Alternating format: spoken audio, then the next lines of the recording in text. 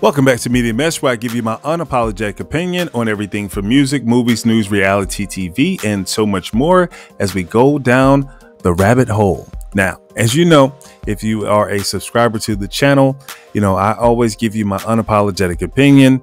And, this is the home for the intelligent dissection of social media. And so today we're going to respond to what Rickey Smiley has to say in regards to Katt Williams. Now, I haven't done a video on Katt Williams because everybody and their mama's doing it. So, I want to jump into the responses. That's the angle that I'm going to take right now, because you heard what he said. Now, you can believe whatever you want to think about Katt Williams, but I think there's a certain level of authenticity when it comes to Katt Williams. This is me. Now, we're about to hear from Rickey Smiley. Now, everyone has their audience, so I'm not going to knock them in that sense. But the truth is, all of these people belong to fraternities and groups. And you know what? The truth is, there's an allegiance. So opportunities arise for you when you're connected with the right people. And we're just going to call it out. And if you follow him, you know who he subscribes to. And that's just what it is. So from that angle alone, I'm not a fan. Not to mention, I personally have never really had a belly laugh coming from Rickey Smiley. Now, granted, he's doing great things. He's doing his radio thing. Hey, everybody has an audience. Okay, so I can't knock it from that angle. Also, just like Steve Harvey. Now, I used to like him as a personality and a businessman and what he's done, but has it made me laugh? Not so much. Same here. Now, I couldn't imagine for the life of me seeing Rickey Smiley in this role. Now, if you recall, Rickey Smiley did have a TV show that did not last long. So his acting outside of wearing a dress, it did not bring the necessary fanfare that one would have hoped for. So this is his attempt to clear it up. And you be the judge. You tell me if he's telling the truth or is Katt Williams telling the truth. Let's go. Opportunity, Rickey Smiley Morning Show. Let's just get into this. The whole internet going crazy. Comments that Katt Williams made. Whatever. I can't speak on behalf of the other comedians, but the only thing I can speak for is myself. Katt made some comments on Shannon Sharpe's show about when I was on Shannon Sharpe was telling him the story of some of the behind the scenes from Friday After Next. Let's start with that. When I went out there, let's just go back. In 2000, I was the host of BET Comic View and in the season 2004. I also worked on this show called Live from LA. That was my first job with BET. And that's where I met Ice Cube, if I'm not mistaken. And Ice Cube was like, hey, man, I like your work. I want to do some stuff with you. I want to put you in some movies. And Ice Cube started putting me in movies, which really helped my career. I was in All About the Benjamins, but of course, when they changed the ending of it, that part didn't make any sense. But then he put me in Friday After Next. And just for clarification, I went out to audition for Friday After Next as Money Mike, not the Santa Claus. And that is the honest God truth. I had no reason to go on there and to go on Shannon Sharpe's show and lie about any of that. That's what I auditioned for, was Money Mike. And I guess the producers, Cube and everybody saw something different. And I think that Money Mike character, Special K, was going to come off as kind of like just a guy who was hanging around in the strip mall who was just kind of being annoying and almost like a crackhead type of character that was right. Just, so I guess when Katt Williams did it, they added the whole pimp twist to that character, which was actually a better decision and made it funnier, because ain't no way in the hell I could have executed that role like that. And I'm glad that they made that decision and they put me in a Santa Claus role, which was actually perfect. So when I got back to LA, they say, hey, your role has changed. You're going to be the Santa Claus. And here's the Santa Claus suit. put it on, and here's your lines. Sat in the trailer, went over the lines, went over my stuff with Cube, and the rest is history. Had no reason. I just want to clarify that. Had no reason to lie about that. As a matter of fact, my manager at the time, Gary Abdo, who is still one of my best friends, who also helped start my career, and he's the owner of the Atlanta Comedy Theater in Atlanta. We got him on the phone. Just to clarify, Gary Abdo, good morning. Good morning, Ricky. How are you, my friend? Oh, I'm good, man. Just for clarification, you know, you was my manager at the time. We went to LA together for the audition. Cube wanted to see us. What is your version? Yeah, well, you know, we're old, and that was 23 years ago. So, you know, our memories are what our memories are. You went out, you auditioned, they wanted you to play Money Mike. That was the sides that they had sent. The sides are the portion of the script for the part they want you to play. Those were the sides they sent. That was the audition you did.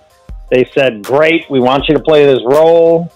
My recollection is you had to go back and read for the execs from the studio one final time.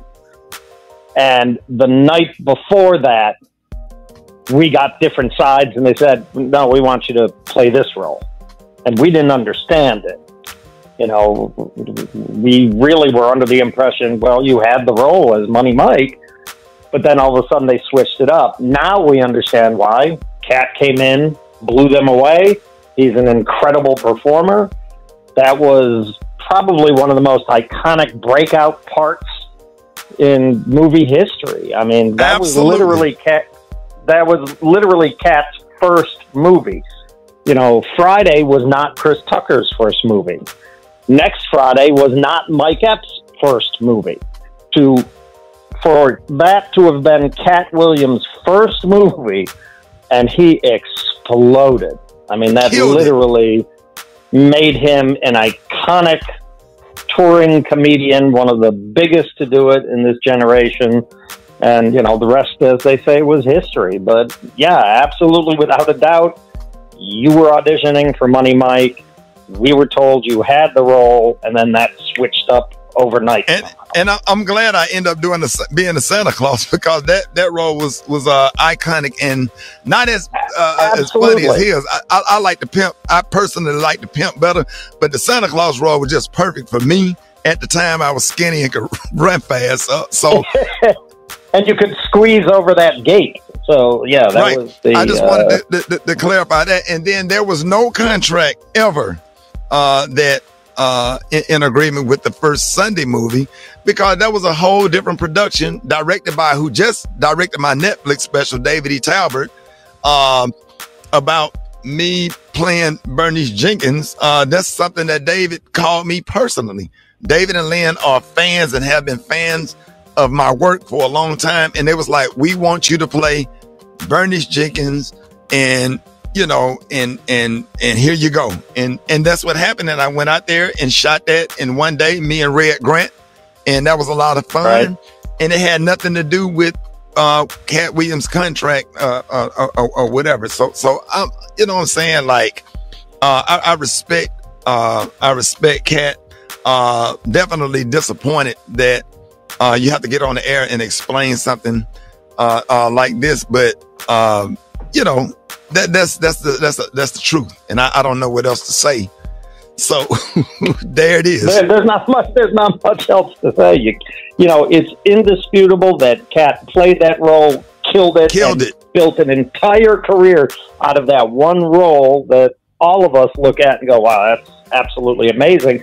But it's also indisputable. You were auditioning for Money Mike. We were told you had the role. You just had to read one more time, and then that switched up.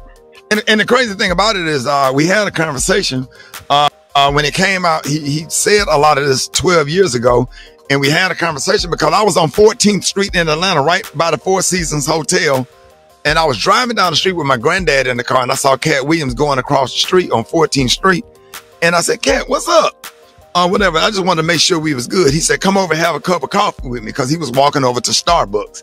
And I went over and he went in there and got the coffee. We was chopping it up or whatever. Just didn't even really talk about the issue or whatever. I said, hey man, I want you to come out and say hello to my granddad. My granddad is a fan. He came out to the truck.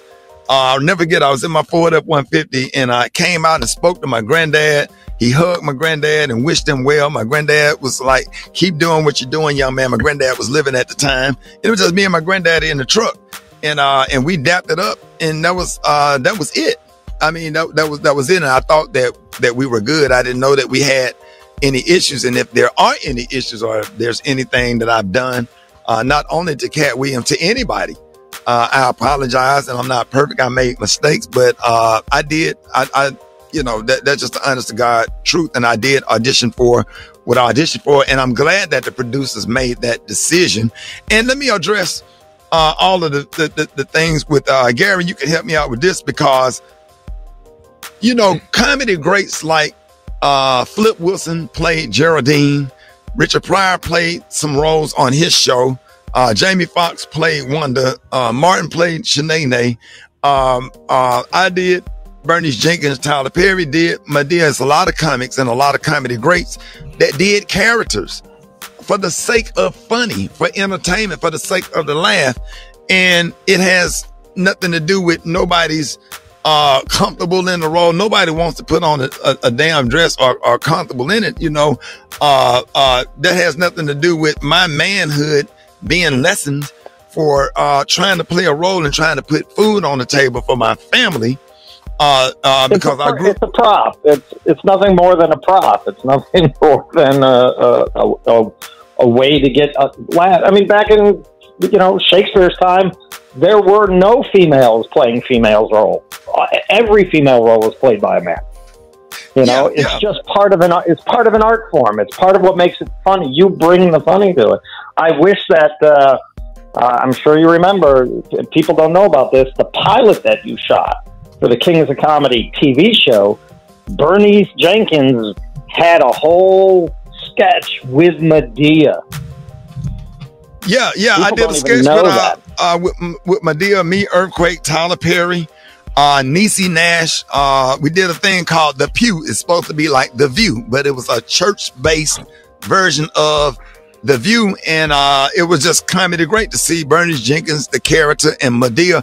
And I started off doing Bernice Jenkins doing prank phone calls on the Buck Wild Morning Show in Birmingham, which spinned into, hey, I think you should do a character. This would be a great character for this role. So we were all in our 30s, late 20s, doing what we had to do in order to be successful. Now that we are older, I'm comfortable in my job in radio. I'm comfortable in the roles that I get and the things that I get to do. And I just finished a phenomenal comedy special. So the statement about Rickey Smiley is not funny. I've been sold out since 97. That part.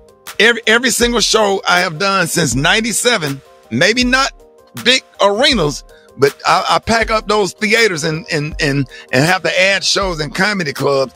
And between radio and all of that and raising a family, I'm comfortable with. What makes me sad, I don't like the way that made my kids feel. And that's why I'm not gonna, go after him, because he has kids and family members and nieces and nephews also. And it hurts our family members and people that do love us when we say hurtful things about each other. So we want to wish Katt Williams the best. Or whatever. It ain't nothing but love over here just because we don't agree. Arnez J and I had beef for about 20 years, and I end up sitting next to him on a plane. And when I saw him, I couldn't do nothing but grab him and hug him. And we text each other all day on Christmas Day. It feels like we trying to make up for lost time. Two talented people that actually love each other. And Special K, Katt Williams got some comedy dates coming up. He's going to be in Birmingham. Katt Williams is coming to Huntsville. I want y'all to go out and support him. I want y'all to pack those damn theaters and show nothing but unconditional love to him and to any comic that come into our space, Birmingham, Huntsville. That's like my area or whatever, where I grew up. or whatever. K, you got the dates? Yeah, you got a January 12th Cedar Park. All right, that's enough of that foolishness. All right, so let's get to it.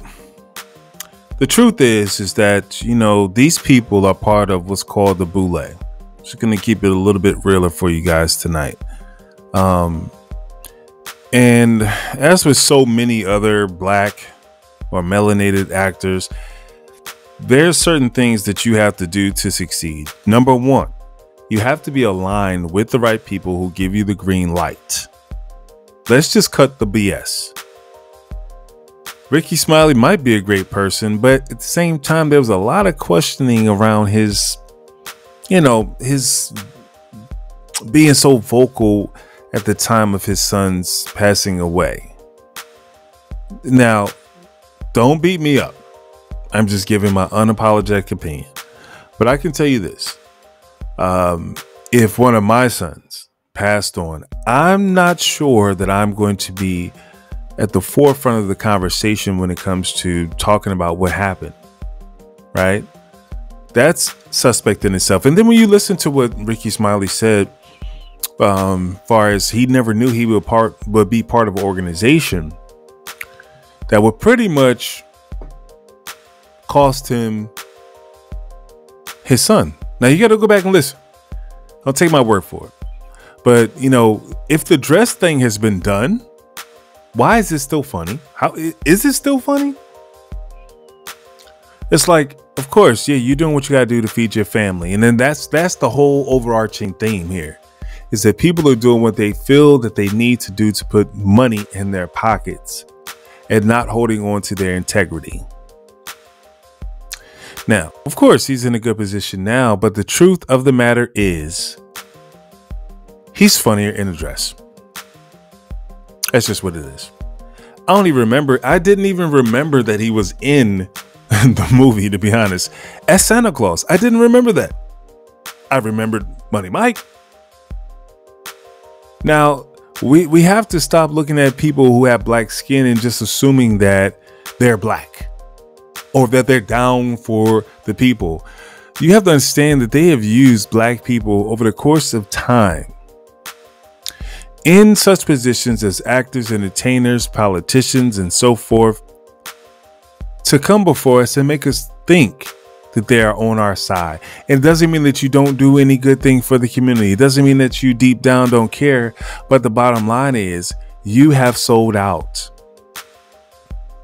You have paid the price. You have made your allegiance to the other side. So while you can put on this facade to make other people of color think that you're really for them, but at the end of the day, it's about dollars and cents. Now we're going to cut the BS. That's just what it is. It's politics. Katt Williams is so lucky to be able to express his thoughts and opinions to the masses. And I guess that's because he's a self-made man. He's put his own comedy specials on. And it's like, you don't want to hate these people, but just keep it real. Don't think that all black people are stupid and we don't understand what's happening. Now, a good portion of us are not paying attention at all. But there is a portion of us who understand how the inner workings of the industry goes. So he's trying to play nice. He's doing right. He don't want no smoke, obviously. He don't want no smoke. But we are tired of seeing Negroes in dresses. That's the bottom line.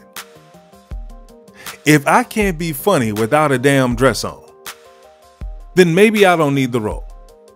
But it's easy to say, I get it, right? Because we're not in this position where people are offering us the world or offering us opportunities.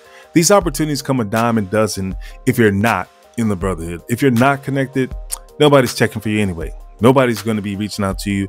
Hey, yo, you want to be in this movie? It's not happening. But if you're in the lifestyle, if you're connected, so it's a catch-22. You know, you can try to stand on your morality and what you believe is right and all that good stuff. And then if you had any type of hopes and dreams of becoming someone in entertainment, it's just not going to happen. So if you're okay with that, then there you go. But bottom line is Katt Williams telling the truth? In my opinion, yes. Until next time, peace.